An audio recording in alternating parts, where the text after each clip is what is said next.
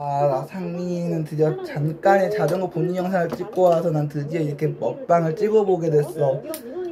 난 된장국, 삼겹살, 이 밥에다가 밥과 김치 이번에 난 한 개 소주로 처음처럼 먹어보게 됐어. 사실 지금 파악된 바로는 애초에 본사에서 이 제품들에서 악취가 난다라는 것을 인지를 하기는 했는데 소비자에게 공지도 하지 않았고, 그리고 이제 우리나라에 따로 이제 매장들에게 공지도 내려온 것이 없었던 것으로 보입니다. 그랬다가 민원이 폭주하니까 7월 중순쯤에 이 전문거리 대상으로 준 미팅을 진행을 했다고 합니다.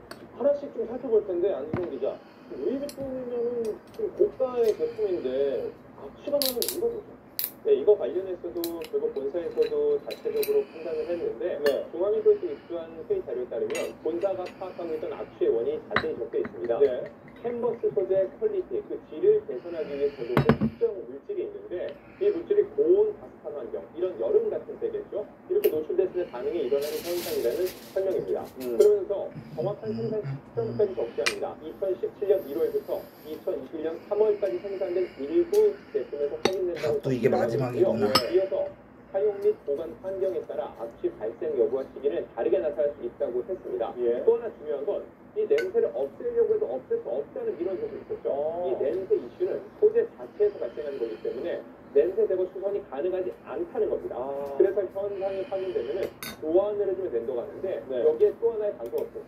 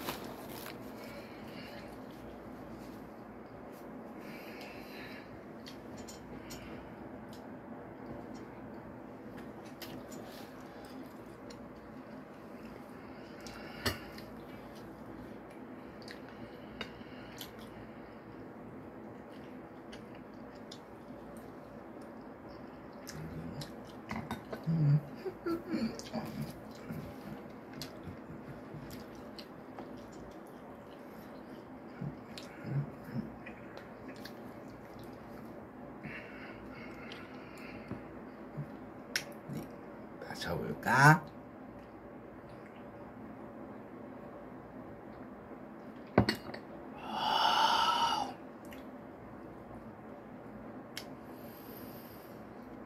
진짜 깨끗 끓었네.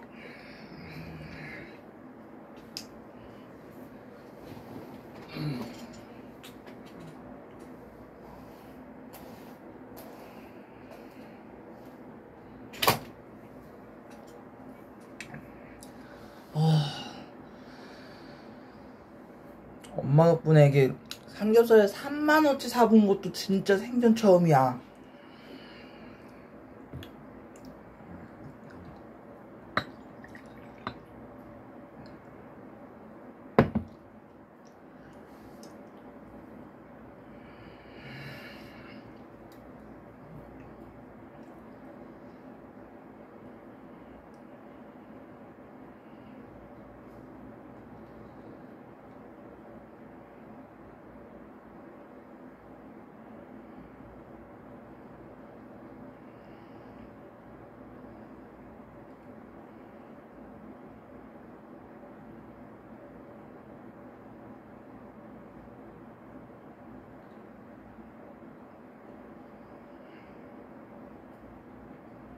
아니 여기 있고요.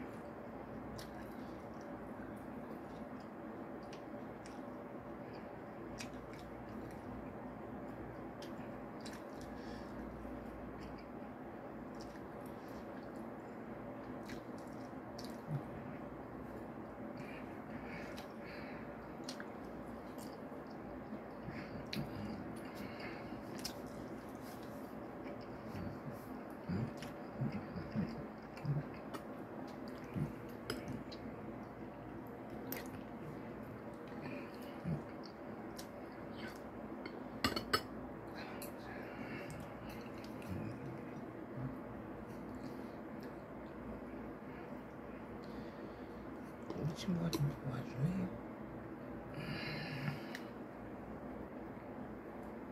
세탁소에 사용하는 손님이 말하는 거지. 하하, 어서오세요. 안녕하세요. 옷장님, 제 바지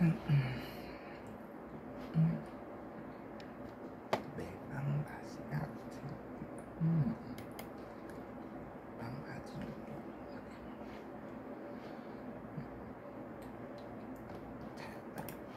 연두색 바지.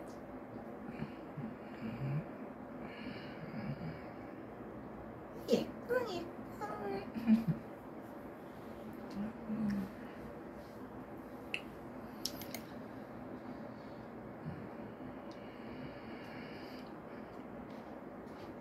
하하, 어서 오세요.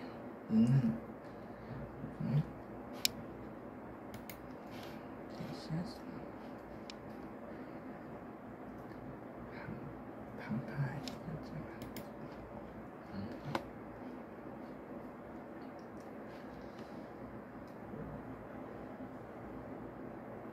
찾았다. 토로 티셔츠.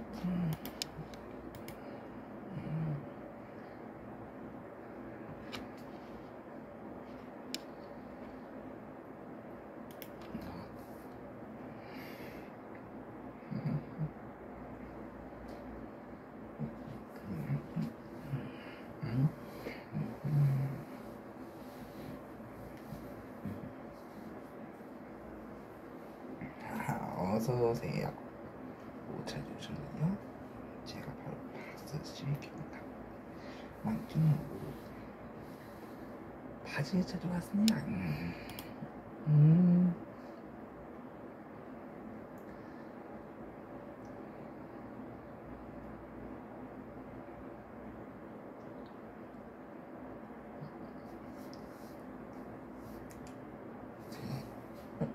청바지는 제 바지가 아니에요. 청바지가 아닙니다. 베이지색 바지. 이거 아주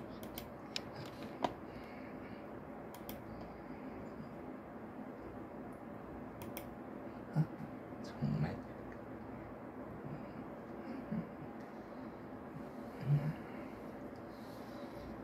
또 있습니다.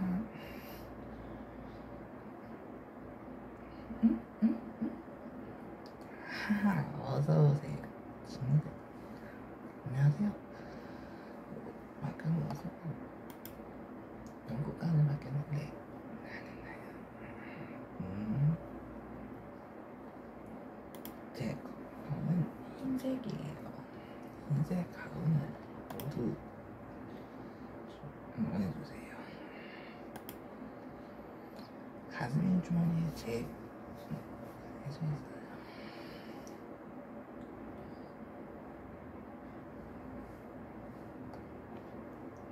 왜 내가 우와 정말 깨끗한데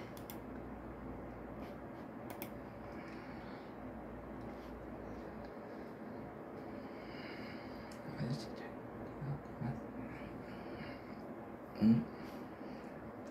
우리 친구 덕분에 찾아줄 수 있었어요.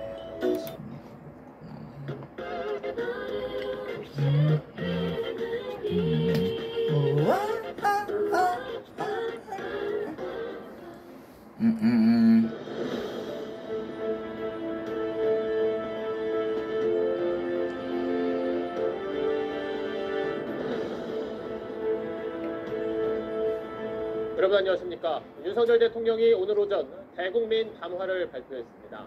의료계가 타당하고 합리적인 방안을 가져온다면 의대 정원을 늘리는 문제를 얼마든지 논의할 수 있다고 봤습니다.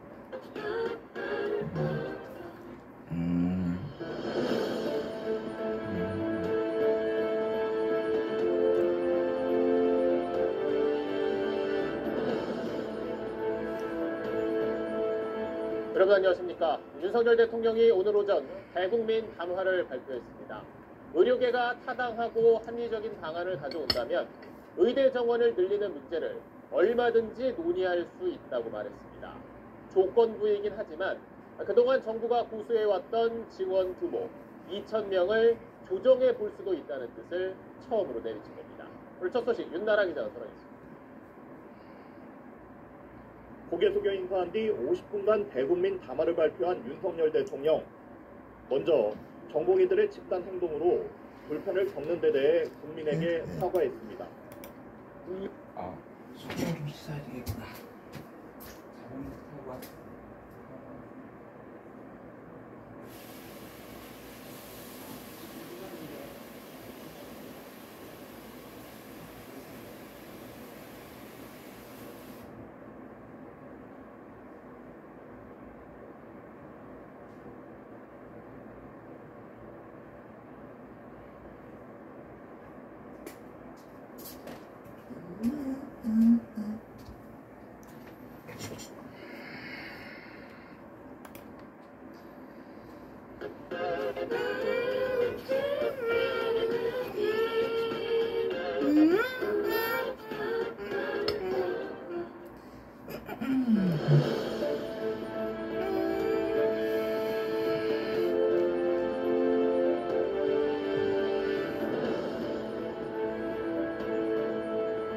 여러분 안녕하십니까. 윤석열 대통령이 오늘 오전 대국민 담화를 발표했습니다. 의료계가 타당하고 합리적인 방안을 가져온다면 의대 정원을 늘리는 문제를 얼마든지 논의할 수 있다고 말했습니다. 조건부이긴 하지만 그동안 정부가 고수해왔던 증원 규모 2,000명을 조정해 볼 수도 있다는 뜻을 처음으로 내비친 겁니다. 오늘 첫 소식 윤나라 기자가 전하겠습니다. 고개 숙여 인사한 뒤 50분간 대국민 담화를 발표한 윤석열 대통령. 먼저 정보기들의 집단 행동으로 불편을 겪는 데 대해 국민에게 사과했습니다. 국민들의 불편을 조속히 해소해드리지 못해 대통령으로서 송구한 마음입니다. 의정 갈등의 핵심인 의대 정원 2,000명 증원은 최소한의 규모로 의료계와 37차례에 걸쳐 충분히 논의했다며 협의 내용을 날짜별로 상세히 공개했습니다. 그러면서도 윤 대통령은 의료계가 더 타당하고 합리적인 방안을 가져온다면 얼마든지 논의할 수 있다며 대화 가능성을 열었습니다. 정부의 정책은 늘 열려있는 법입니다. 더 좋은 의견과 합리적 근거가 제시된다면 정부 정책은 더 나은 방향으로 바뀔 수 있는 것입니다. 조건부이기는 하지만 정부가 고수해온 2,000명 증원 규모에 대해 윤 대통령이 처음으로 조정 여지를 열어놓은 겁니다. 국민과 의료계, 정부가 참여하는 사회적 협의체도 구성할 수 있다고도 밝혔습니다. 다만 의료계가 증원 규모를 줄이겠다고 주장하려면 과학적 근거를 가지고 통일된 안을 제안하라고 요구했습니다. 그동안 증원 규모에 대한 의견을 달라는 정부의 요구에 응답이 없던 의료계가 이제와 근거도 없이 여러 숫자를 던지고 있다는 겁니다. 단계적 증원론엔 점진적인 증원이 가능했다면 어째서 지난 27년간 어떤 정부도 단 한 명의 증원도 못했겠느냐며 선을 그었습니다. 9번 싸워 9번 모두 졌고 의사들의 직역 카르텔은 갈수록 더욱 공고해졌습니다. 이제는 결코 그러한 실패를 반복할 여유가 없습니다. 윤 대통령은 의협이 총선에 개입하겠다며 정부를 위협하고 정권 퇴진을 운운하고 있다며 이런 행태는 국민을 위협하는 것이라고 비판했습니다. SBS 윤나라입니다. 의료계는 오늘 대통령 담화가 지금까지 정부가 해온 말과 다른 게 없다며 증원 규모를 정해놓은 상태에선 대화할 뜻이 없다는 점을 분명히 했습니다. 의대 교수들은 조금 전부터 임시총회를 열고 앞으로 대응 방안을 논의하고 있습니다. 의료계 반응은 이현정 기자가 취재했습니다. 대통령 담화 직후 임현택 의사협회장 당선인은 입장이 없다는 게 공식 입장이라는 짧은 말만 남겼습니다. 이어 의사협회 비대위는 기대를 많이 한 만큼 더 실망스럽다고 평가했습니다. 현재 의정 대치 상황이 해결될 수 있는 실마리가 제시될 것으로 생각하고 많은 기대를 가지고 발표를 지켜보았습니다. 하지만 담화문 내용에서 이전의 정부 발표와 다른 점을 찾아볼 수 없었습니다. 비대위는 의대 증원 2,000명을 거듭 강조한 점은 답답하다고 표현하면서 기존 정부 입장을 되풀이한 담화 내용에 추가로 반박할 이유가 없다고 밝혔습니다. 의료개혁을 위한 사회적 협의체를 구성하자는 제안에는 2,000명이라는 숫자를 정해놓은 상태에서 여러 단체가 모여 협의하는 건 의미가 없다며 선을 그었습니다. 전국의대교수협의회는 저녁 7시부터 온라인 임시총회를 열어 대통령 담화문에 대한 의견을 나누고 있습니다. 전의교협 관계자는 대통령의 뜻을 어떻게 이해하고 대응할지 논의하겠다고 말했습니다. 의료계가 통일된 안을 달라는 정부 요구에 대해선 김창수 교수협의회장이 의협 비대위에 참여하게 됐고 젊은 의사들과 소통도 계속하고 있었던 만큼 의료계에 통일된 목소리를 낼 수 있을 거란 기대감을 나타냈습니다. 전국 40개 의대생들은 대통령 담화에 대해 입장을 발표할 게 없다고 밝혔고 정부의 의대 증원과 배분에 대한 취소 소송과 집행정지 신청을 추가 제기했습니다. SBS 이현정입니다. 국민의힘은 정부가 2,000명 증원 규모를 고집하지 않고 대화에 나서겠다는 의지를 밝힌 거라고 오늘 대국민 담화 내용을 평가했습니다. 반면 야권은 정부가 이번 사태를 여전히 심각하게 생각하지 않는 것 같다며 소통하지 않는 정권이라고 비판했습니다. 정치권 반응은 계속해서 김하영 기자가 전하겠습니다. 지난주 의료계와의 대화에 의제를 제한할 필요가 없다며 증원 규모 재논의 필요성을 언급한 국민의힘 한동훈 총괄선대위원장. 대통령 담화 직후 정부가 2,000명 증원을 고수하지 않고 대화할 것임을 밝힌 거라고 긍정평가했습니다. 건강과 직결된 문제이기 때문에 숫자에 매몰될 문제는 아닙니다. 다수 국민들은 정말 의사 증원이 필요하다는 점에 공감하고 계십니다. 하지만 반면에 지금의 상황이 조속히 해결되는 것도 바라십니다. 안철수 공동선대위원장은 대통령이 처음으로 재논의 여지를 둔 것이다. 서울 동대문을 김경진 후보는 대통령 입장을 전폭 지지한다며 긍정적 반응을 보였습니다. 험지에 출마한 일부 후보들은 행정과 관치 논리에 집착하려면 차라리 탈당해달라, 국정 운영 난맥에 사과해야 한다는 비판 목소리를 냈습니다. 윤상현 후보는 의료개혁에 대한 정부 방향은 옳지만 2,000명의 얽매이면 대화의 빗장이 열릴 수 없다며 아쉬움을 드러내기도 했습니다. 민주당은 윤 대통령 담화로 불통정권의 모습이 재확인됐다고 날을 세웠고 이재명 상임선대위원장도 비판을 이어갔습니다. 담화가 하는 거 보니까 아직도 여전히 심각하게 생각 안 하는 것 같다고 엄하게 한번 심판해 주면 되겠습니다. 새로운 미래는 대책은 없이 변명과 고집뿐이었다고 비판에 가세했고 개혁신당은 윤 대통령의 현실 인식에 개탄한다고 몰아세웠습니다. 조국혁신당은 문제 해결 없는 전파 낭비에 불과했다고 평가절하했습니다. SBS 김하영입니다. 이번에는 대통령실 취재기자를 연결해서 대국민 담화 배경과 함께 앞으로 협상 가능성까지 짚어보겠습니다. 용산으로 가보겠습니다. 자, 이한석 기자, 오늘 담화 이후 일단 의료계는 실망스럽다는 반응을 내왔는데 여기에 대해서 대통령실은 어떤 입장입니까? 네, 대통령실이 내심 기대했던 반응은 아닙니다만 사실상 이 최대치의 협상 카드를 내놨다 이런 분위기입니다.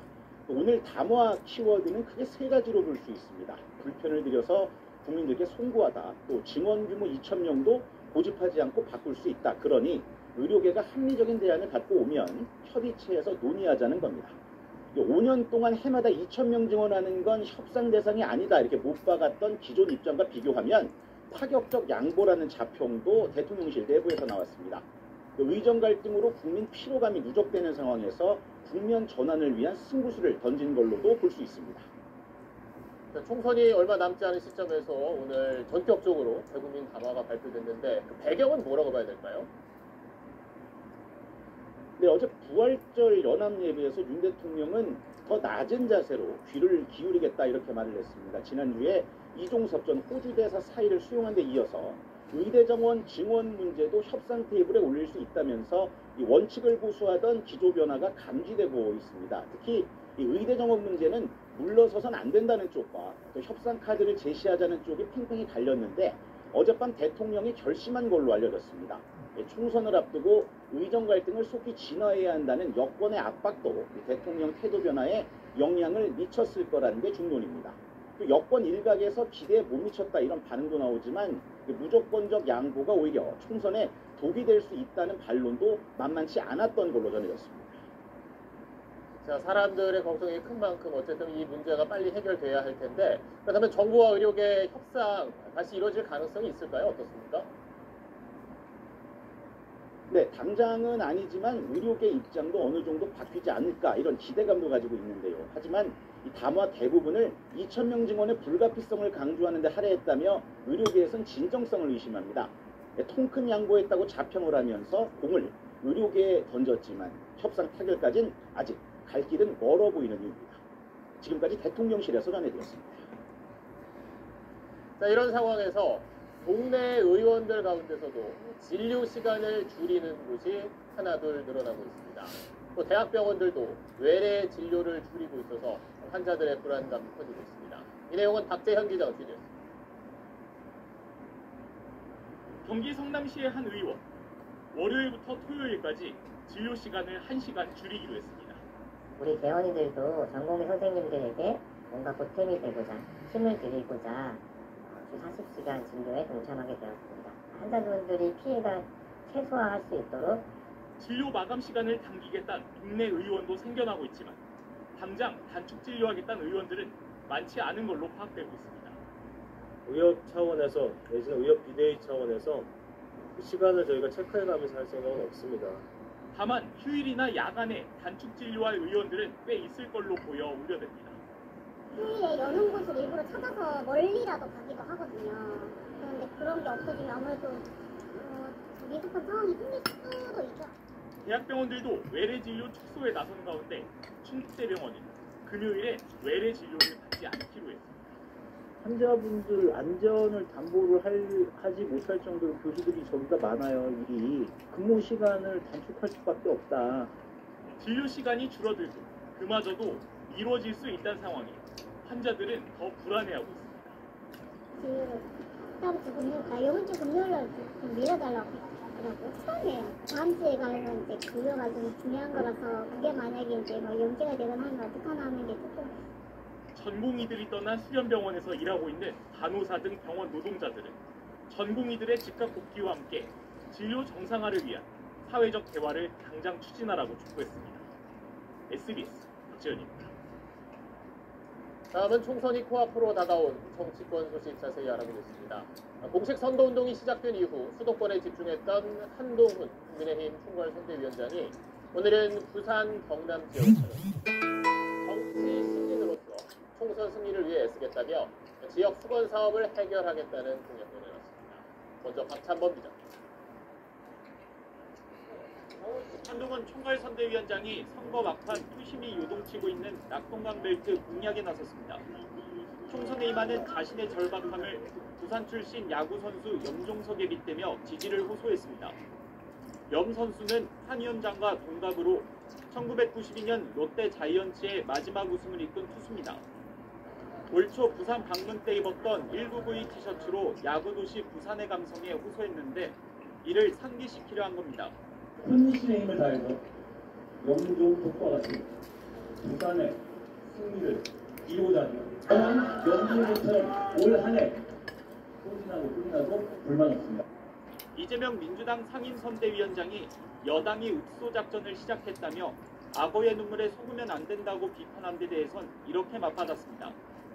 그 쓰레기 같은 욕설을 자기 형수한테 한 것이 드러나자 국회석상에서 눈물을 흘렸어요. 그게 바로 악어의 눈물입니다. 한 위원장은 산업은행 부산 이전과 사직구장 재건축 등 지역 수건 사업 이행을 약속했습니다.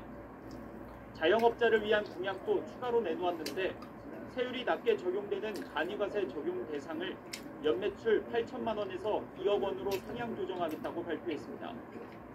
앞서 윤석열 대통령이 간이과세 기준을 8천만 원에서 1억 400만 원으로 올리겠다고 밝혀 오는 7월 시행되는데 한 발 더 나아간 겁니다.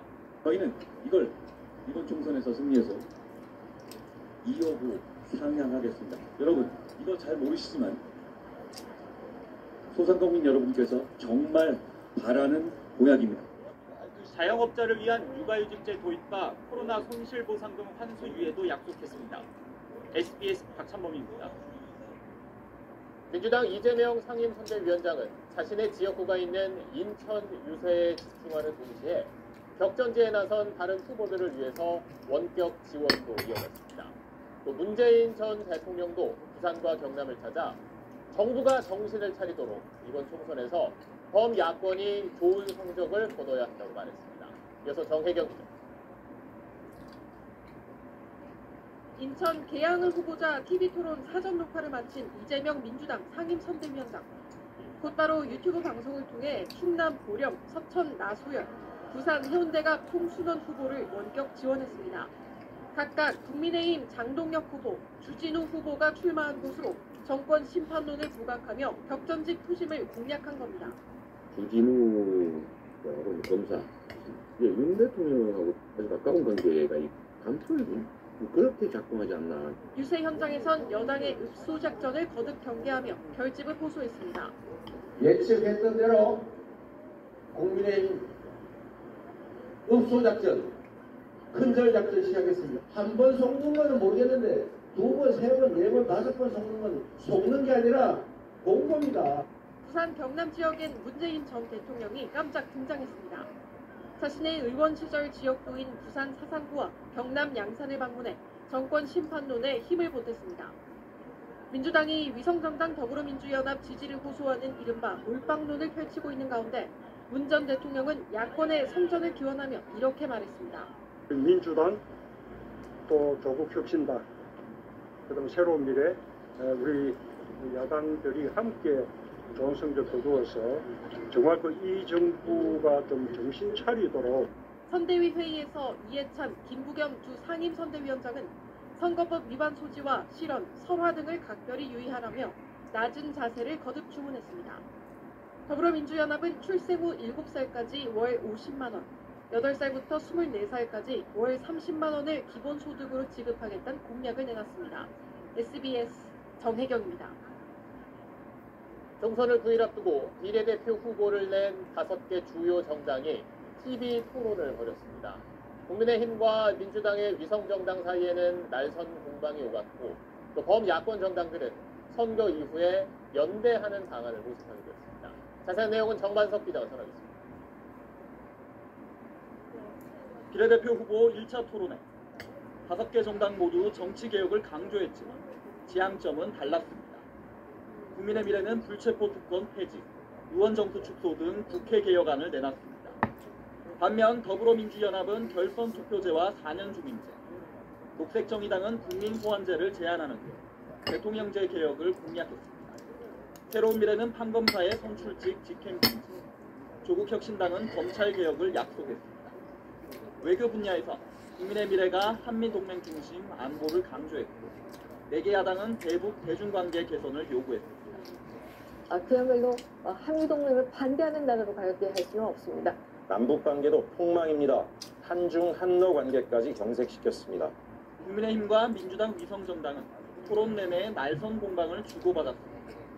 이재명 의원 대표의 경우에도 위증 교사를 한 바가 있습니다. 이런 사법 방해에 대해서 어떤 정책을 취하시겠습니까? 피의자 이종석을 호주로 도피시키고 귀국쇼, 사퇴쇼를 벌이는 것이 가장 대표적인 사법 방해가 아니겠습니까? 야권 정당들은 총선 후 연대도 모색했습니다. 만에 하나 민주당이 과반이 되지 않을 경우 일시적으로 공동교섭단체를 구성해서 진보개혁 진영에서 국회의장이 선출되도록 해야 한다. 개방적 자세를 가지고 토론할 수 있을 것 같습니다. 조국혁신당을 향한 제3지대 정당들의 견제도 이어졌습니다. 공정하다라는 믿음을 갖고 있던 청년들의 믿음을 배신한 사람이 비례대표 후보로 나왔습니다. 나만 지키면 되는 정당이 방탄 정당으로 과거에 대한 복수가 아닌 미래와 변화를 위한 정권 심판이 되어야 됩니다. 원내 5석, 평균 지지율 5% 등을 기준으로 선정된 5개 정당은 오는 4일 경제사회 분야를 주제로 2차 토론을 펼칩니다. SBS 정반석입니다. 민주당 양문석 후보가 대학생 딸 명의로 11억 원 대출을 받았다는 사실이 알려진 뒤 논란이 계속되고 있습니다. 오늘 새마을금고중앙회가 대출을 내준 금고에 대한 현장 조사에 들어가 대출 과정에 문제가 없었는지 살펴보고 있는데요. 파장이 커지자 양 후보는 아파트를 팔아 대출금을 갚겠다며 사과했습니다. 안상우 기자가 보도합니다. 오늘 아침 대구 수성 새마을금고로 중앙에 검사 인력들이 들어갑니다. 해당 금고가 민주당 양문석 후보의 대학생 딸에게 11억 원의 사업자 대출을 내준 과정 전반을 들여다보고 있습니다. 지금은 조사 중이라 가지고요. 다 끝나면은 아마 발표 있겠죠. 핵심은 사업자 대출이 적절했는지 여부입니다. 양 후보자는 지난 2021년 4월 대학생 딸 명의로 11억 원의 대출을 받아 아파트 매입 과정에서 생긴 대부업체 빚 6억 3천만 원과 다른 채무를 갚는 데 5억가량을 썼다고 밝혔습니다. 사업 명목으로 받은 대출금을 아파트 매입 목적으로 사용했다면 규정 위반입니다. 그런데 새마을금고 측은 양 후보자의 딸로부터 사업 물품을 구입하는데 5억 원을 썼다는 서류를 제출받았다고 주장하고 있어 부실한 대출 관리에 증빙서류 허위 가능성이 제기됩니다. 양 후보자에 대해선 재산 축소 신고 논란도 추가로 제기됐습니다. 공직자윤리법에 따라 재산 신고 때 실거래가와 공시가 중 더 높은 것으로 해야 하는데 양 후보자의 서초구 아파트 실거래가는 32억 5천만 원에서 35억 5천만 원 사이인데 공시가격인 21억 5,600만 원으로 신고했습니다. 양 후보자는 오늘 SNS를 통해 다시 한번 사죄드린다면서 아파트를 처분해 대출금을 긴급히 갚고 혹시 이익이 발생하면 전액 기부하겠다고 밝혔습니다. 일각에서 제기된 사퇴 가능성을 일축하고 완주 의사를 분명히 한 건데 다만 대출 증빙 서류 허위 가능성, 재산 축소 신고 부분에 대해선 아직 답변을 내놓지 않고 있어 논란이 이어질 수 있습니다. SBS 안상우입니다. 오늘 인천에 있는 한 가방 보관 창고에서 불이 났습니다. 강한 바람에 옆 건물들까지 불이 옮겨 붙으면서 4시간이 지난 지금까지도 꺼지지 않고 있는데요. 현장 연결해 보겠습니다. 박재현 기자, 지금 뒤로 연기가 보이는데 오늘 상황 좀 정리해 주시죠. 네, 지금 제 뒤로 보시는 것처럼 여전히 시커먼 연기가 현장에서 나오고 있습니다. 오늘 오후 3시 57분쯤 인천 서구 성남동에 있는 한 가방 보관 창고에서 불이 났습니다. 불이 옆에 있는 공장 건물들로 옮겨 붙으면서 현재 4시간 넘게 지났지만 불길은 여전히 잡히지 않고 있습니다. 현장 목격자들은 강한 바람에 불이 순식간에 번졌다고 말했습니다. 프라이티 공장다 보니 갑자기 바람도 불이 30분 만에 확 나붙어버렸어요. 빵 터지면서 불꽃이 팍 나가고 다들 놀래서 그때 이제 대피하기 시작했고, 이 불로 가방 보관 창고를 비롯해 인근 8개 건물이 불에 타면서 업체 11곳이 피해를 봤습니다. 또 3명이 다쳐서 1명이 병원으로 옮겨졌는데 생명에는 지장이 없는 걸로 전해졌습니다. 특히 화재로 검은 연기가 상공으로 치솟았는데 몇 킬로미터 밖에서도 보일 정도였습니다. 때문에 인천시 서구와 인접한 계양구와 경기 부천시도 창문을 닫고 안전에 유의해달라는 안전 문자를 보낼 정도였습니다. 네, 이렇게만 봐도 상황이 굉장히 분주해 보이는데 진화 작업 어떻게 진행되고 있습니까? 소방당국은 화재 발생 30분 뒤 관할 소방서 인력 전체가 출동하는 대응 1단계를 발령하고 산림청 등 헬기 5대도 투입해 진화에 나섰습니다. 하지만 화재 현장이 공장 밀집 지역인데다가 불에 잘 타는 물건들이 많아서 진압에 어려움을 겪었습니다. 지금은 소방이 방화선을 구축해서 더 이상 불길이 번지는 걸 막고 있고 1시간 전에는 대응 1단계도 해제가 됐습니다. 하지만 공장에 가연성 물질이 많아서 진화 작업은 밤 늦게까지 계속될 걸로 보입니다. 지금까지 인천 성남동에서 SBS 박재현입니다. 다음 소식입니다. 배달비 비싸서 음식 안 시켜 먹는다는 사람들 많습니다. 이렇게 계속 손님들이 떠나자 쿠팡이츠에 이어 업계 1위 배달의 민족도 배달비 안 받겠다고 나섰습니다. 당장 소비자들에겐 좋아 보이지만 우려의 목소리도 나오는데 김수영 기자가 취재했습니다. 코로나 이후 호황을 누린 배달업. 2019년 9조 7천억 원 규모였던 음식 배달 거래액은 2020년 17조 3천억, 2021년엔 26조 2천억 원까지 폭발적으로 성장했습니다. 더 많이 시켜 먹는데 배달비는 계속 올라가 건당 기본 배달비가 3천 원인 경우가 30%가 넘을 정도로 부담은 커졌습니다. 막 배고파서 시켜 먹고 싶다가도 배달료 보면 그냥 집에서 해 먹고 말지 하고 그냥 핸드폰 끄는 경우도 있는 것 같아요. 결국 엔데믹에다 비싼 배달비에 혼란 소비자들이 떠나며 지난해 배달 음식 시장은 처음으로 역성장했습니다. 위기감을 느낀 배달앱 3사가 배달비 깎아주기 경쟁을 벌이는 배경입니다.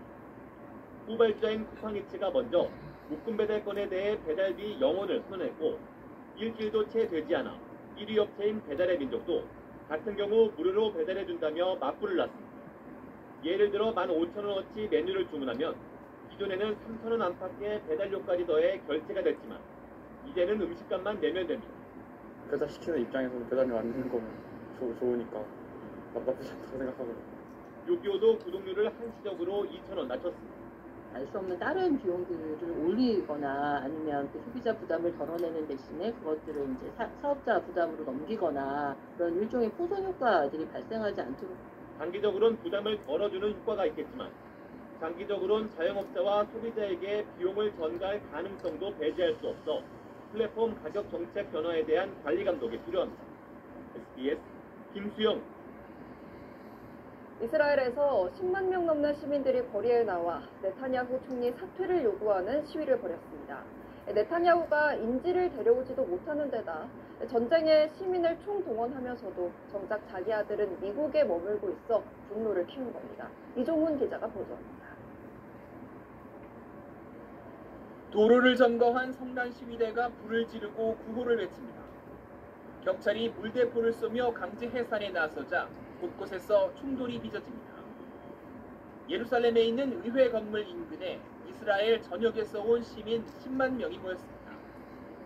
지난해 10월 하마스와의 전쟁이 시작된 이후 최대 규모입니다. 시위대는 하마스를 뿌리 뽑지도 100여 명의 인질을 데려오지도 못한 채 6개월 가까이 전쟁을 이어가고 있는 정부에 분노를 표출했습니다.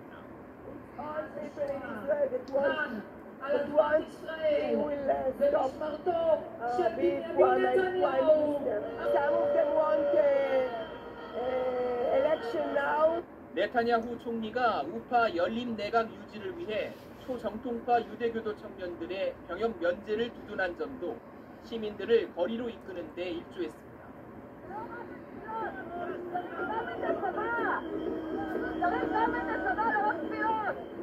특히 남의 자식 귀한 줄 모르는 네타냐후의 내로남불 행태가 분노를 더 키웠습니다. 총동원령 속에서도 네타냐후의 아들은 개전 이후 6개월째 미국 마이애미에 머물며 귀국하지 않고 있습니다. 네타냐후는 전쟁 중 총선을 다시 치르면 인질 협상이 반년 이상 마비될 거라며 사퇴 요구를 일축했습니다. ומי שיודע את האמת ועדיין חוזר על השקר הזה גורם לצער מיותר למשפחות החטופים. 시위대는 의회 건물 근처에 텐트를 치고 나흘 동안 시위를 이어간다는 계획이어서 충돌은 계속될 전망입니다. SBS 이종훈입니다.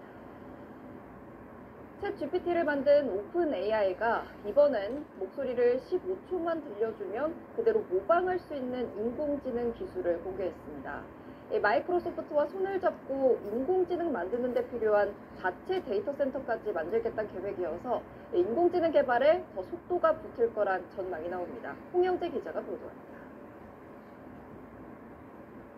오픈 AI가 공개한 음성 복제 기술은 15초 정도의 목소리 샘플만으로도 각종 음성 콘텐츠를 만들어냈습니다. This recording is intended to assist non-verbal individuals in expressing themselves. Excuse me, can I get your attention? Thank you for your help. 딥페이크 등 오용 가능성 때문에 당분간 일반 배포는 안 하겠다고 했지만 광고, 게임, 교육, 영화 등 상업적 가치가 큰 것으로 평가됩니다. 오픈 AI는 명령어만으로도 수준 높은 영상을 만들어내는 AI 서비스 소라를 워너브라더스 등 할리우드 제작사들에게 소개한 것으로 전해졌습니다.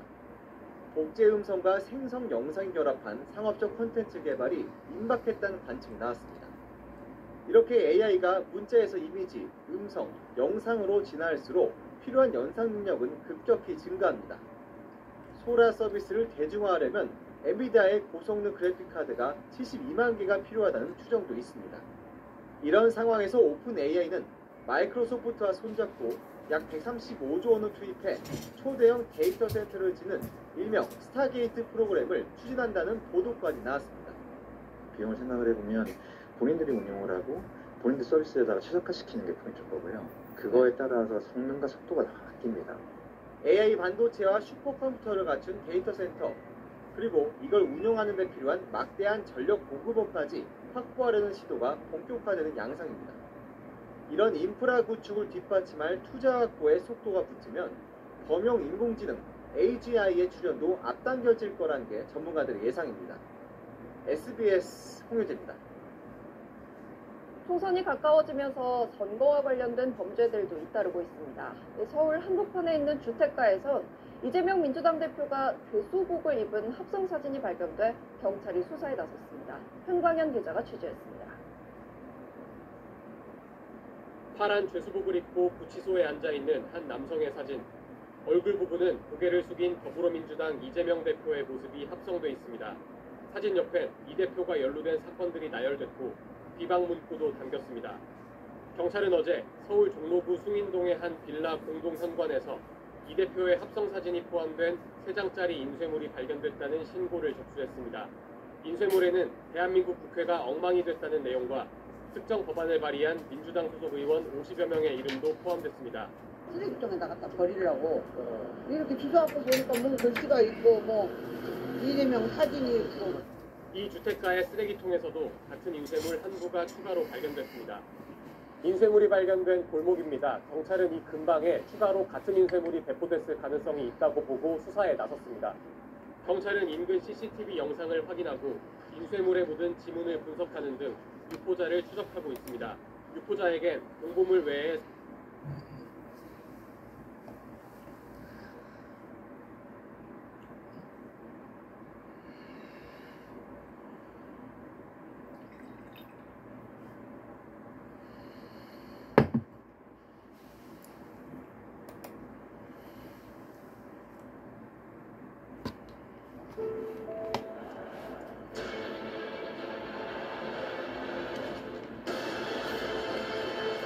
대초에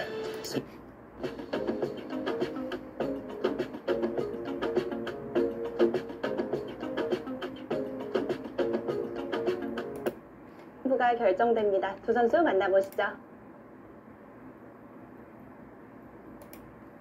8강전 3국까지 오게 되었습니다. 이국에서는 강재호 선수가 본인이 가진 강점은 그래도 잘 보여준 것 같아요.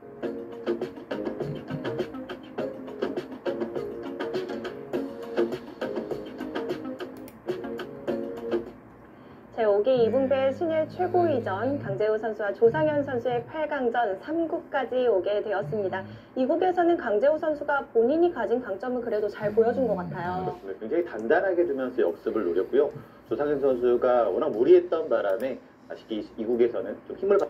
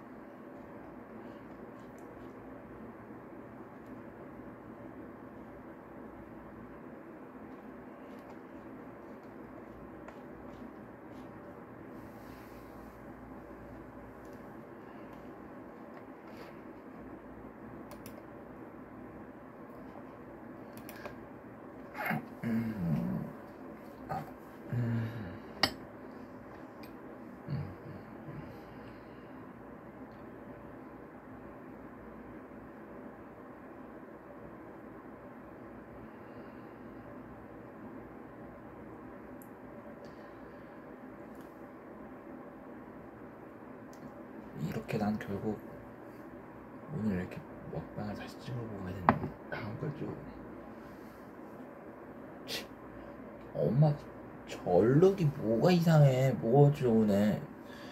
이렇게 사람들 눈에만 안 띄면 이렇게 조심해서 입고 다니면 되는 거지. 저건 뭐 흔적 같다고 볼 수 있을 거야. 사람들 봤을 때도 어디에 흔적인지는 모르겠지만.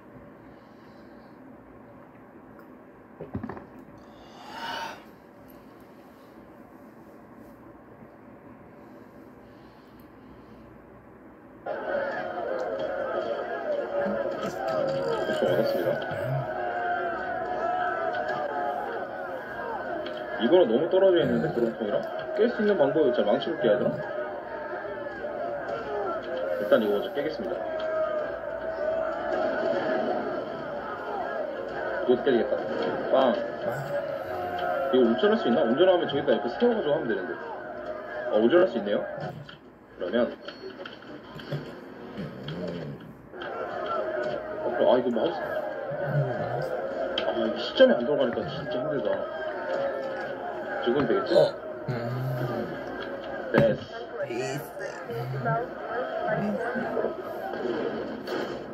됐습니다.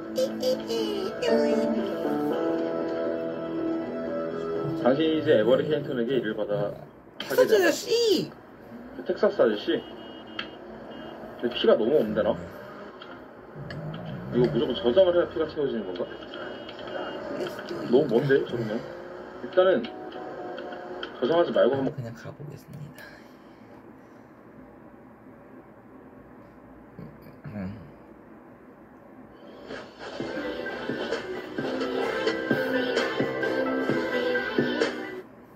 헬로 뉴스 제리킴입니다. 헬로 유튜브 제리킴입니다. 오늘의 게임은 국내에서도 유명한 GTA 3D 세계관 시리즈의 두 번째 작품 GTA 바이스 시티입니다. 이 명작의 스토리가 어떤지 한번 살펴보도록 하겠습니다. 그럼 시작합니다.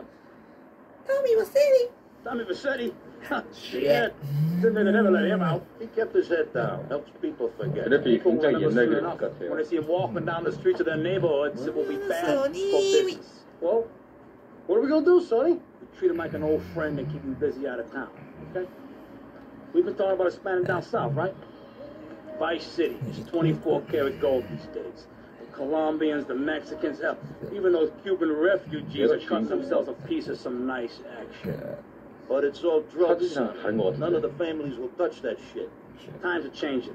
The families can't keep their backs turned while our enemies reap the rewards. So, we send someone down to do the dirty work for us. 저는 이 게임의 스토리가 굉장히 명작이라고 들었거든요. 스토리가 굉장히 좋다고. 평가도 되게 좋게 받았어요. 근데 3D 세계관 첫 번째가 GTA 3였고 그 다음에 사란제스가 세 번째였는데 그 중간에 껴서 명작 취급을 받지 못했다라고 말을 많이 하더라고요.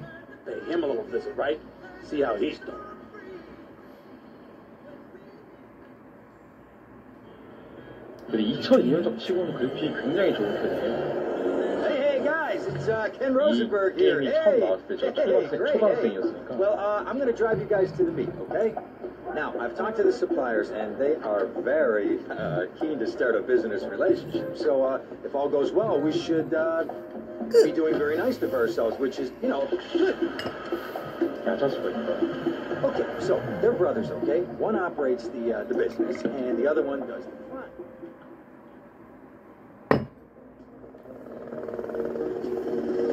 이 작품에서 헬기가 처음 탈 수 있는 걸로 나왔을 거예요. Okay, that's them in the chopper. All right, here's the deal. They want a straight exchange on open ground.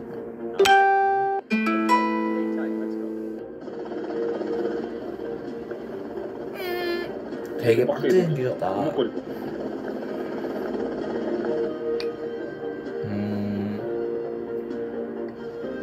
개인적으로 바이스 시티도 리마스터 버전으로 나왔으면 좋겠어요. Got it?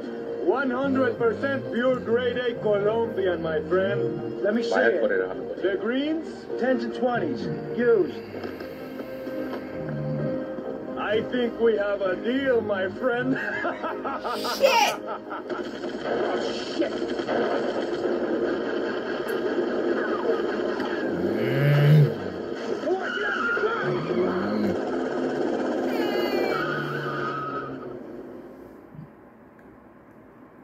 I pull my hair I poked my head out of the gutter for one freaking second and they shoveled shit in my face. Go get some street. What are you gonna do? 짜잔, south. 응. F 버튼 눌러. F 버튼 눌러 차량에 타거나 내릴 수 있다. 호텔을 찾으러 가면. 호텔을 찾으려면 분홍색 표시를 따라가. 오토바이도 이 작품에서 아마 처음 나왔죠?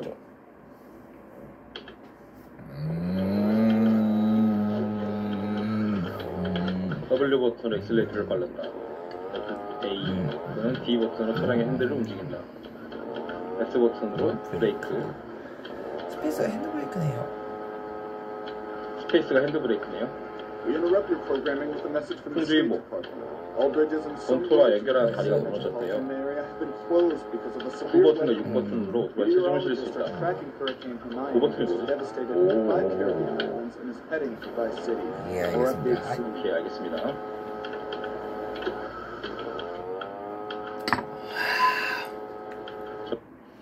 저는 브레이크를 사용할 때 핸드브레이크를 많이 쓰는 편이에요. 죄송합니다. 왜 이래 이거 갑자기.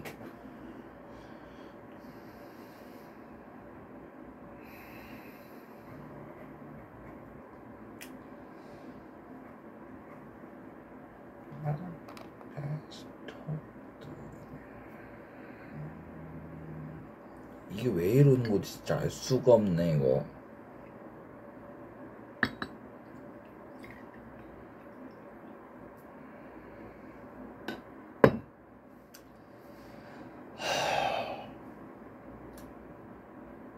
뭐 저 소금물로 이렇게 했는데도 되게 안 지워지는 건 어쩔 수 없어.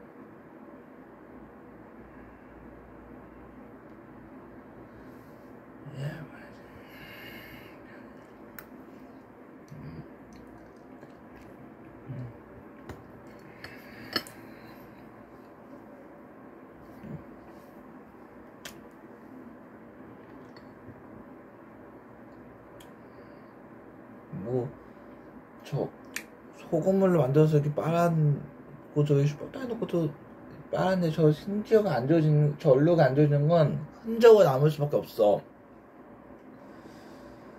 사람한테 눈에 띌 일도 거의 없을 텐데 뭐 엄마.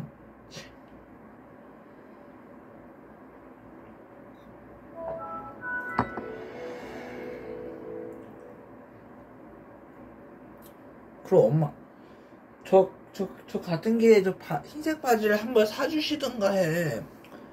그럼 저 바지는 집에서만 입고 집에 밖에서 나갈 때 이렇게 좀 깨끗한 거 입고 나갈 수도 있잖아.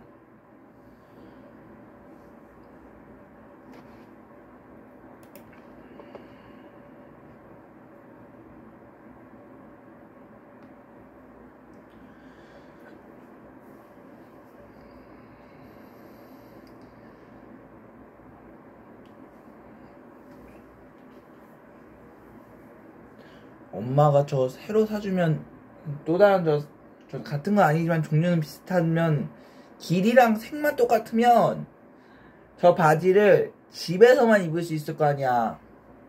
근데 엄마가 저 바지를 언제 사줄지 모르니까 내가 지금 어쩔 수 없는 거야. 그리고 이렇게 입고 가는데 막 사람들이 놀리기라도 했어? 놀린 적도 없어. 그냥 흔적처럼 남겼구나라는, 이 저 얼룩이 흔적처럼 생겼구나라는 걸 알게 될 거 아니야. 놀리만 안 당하면 되지, 뭐, 저런 거 가지고.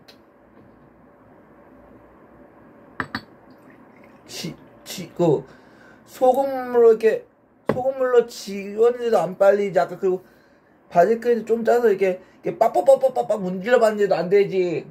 그리고 막, 슈퍼타이 넣고 돌렸는데 안 되지? 지금 봐, 유원제가 넣고 빠는데도 저 흔적은 그대로 있지. 저 얼룩은 흔적으로 남아있을 수밖에 없을 거야. 그나마 내가 놀림을 안 당한 게 어디야. 그래도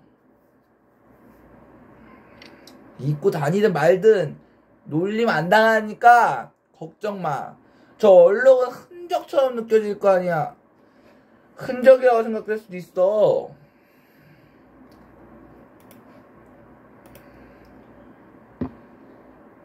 그리고 좋아, 얼룩이 되게 많이 진 것도 아니잖아. 살짝 선명하게 보이는 것 뿐이지.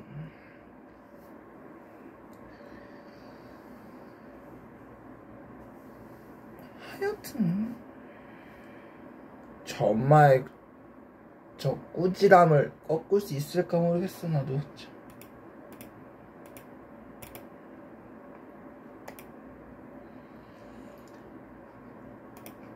진짜 이걸 내가 어떻게 말을 해야 되는지 진짜 모르겠어. 진짜 아니 놀림만 나오면 그만일 거 아니야. 근데 엄마 말씀하는 거 그러지. 저렇게 한번 이쁘게 자전거 탔는데도 봐, 사람들께 얼룩 한번 안 보여서 내가 놀림 같은 것도 안 당했는데 저런 걸 입고 못 나가게 하는 게 뭐야. 그럼 엄마가 저 바지 한 벌 흰색, 저 같은 길에 흰색 바지를 한번 사주시든가 해. 안 사준, 이건 엄마가 바지를 안 사준 게 문제잖아.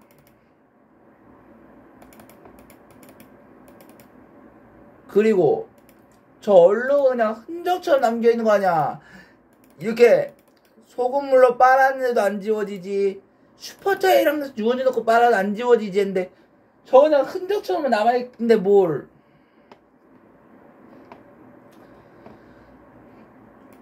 저 엄마가 저 얼룩을 지울 수 있는 방법을 찾아보든가, 아니면 저 같은 길이로 또 한 벌에 흰색을 사주든가.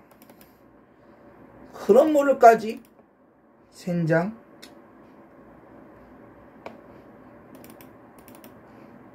진짜 내가 할 말이 없어요. 진짜 할 말이 없어.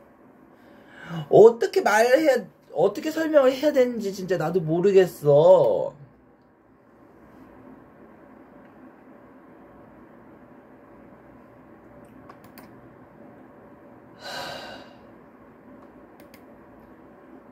아, 이럴 줄 알았으면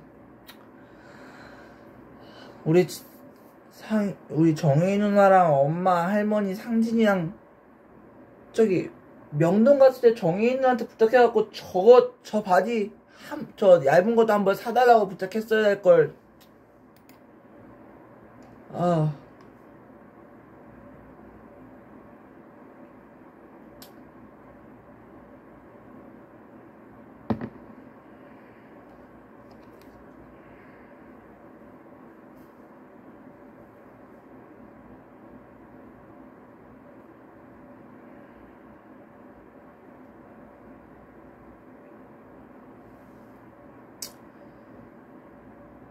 이제 내가 저거 입고 다니든 말든 상관하지 마. 엄마 눈에 안 띄게, 엄마 눈에 안 띄게만 하면 되지. 엄마 눈에도 안 띄고 다른 사람들 눈에 안 띄게 위에는 이렇게 긴 바지나 또 다른 이렇게 반바지를 겹쳐서 입고 가면은 깨끗해 보이잖아.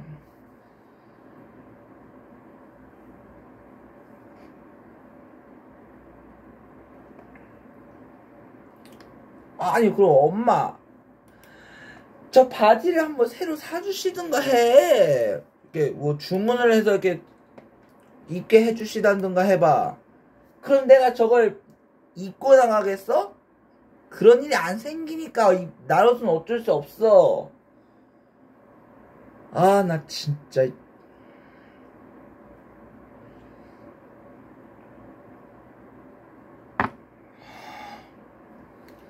입고 다니든 말든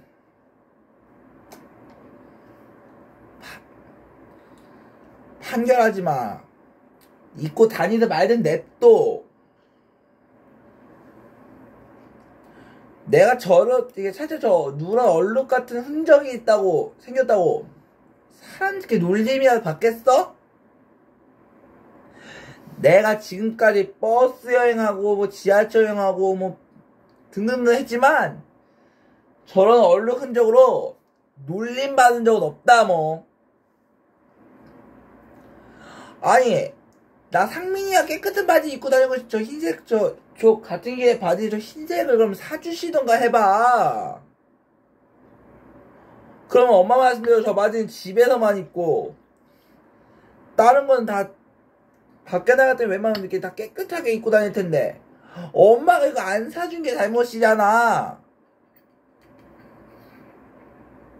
저 빨간 바지를 겨우 바꿔줬을 때처럼 흰색 바지 저것도 한번 바꿔주셔봐.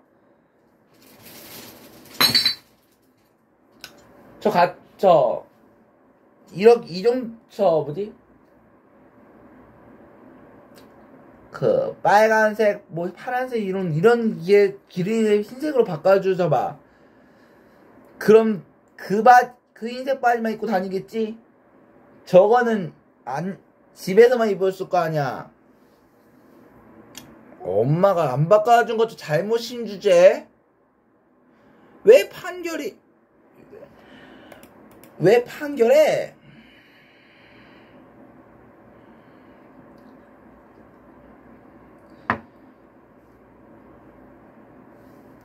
그럼 엄마한테 증거를 보내서 내일이라도 저 같은 기회에 흰색 바지 하나 장만해달라고 부탁해봐야겠다.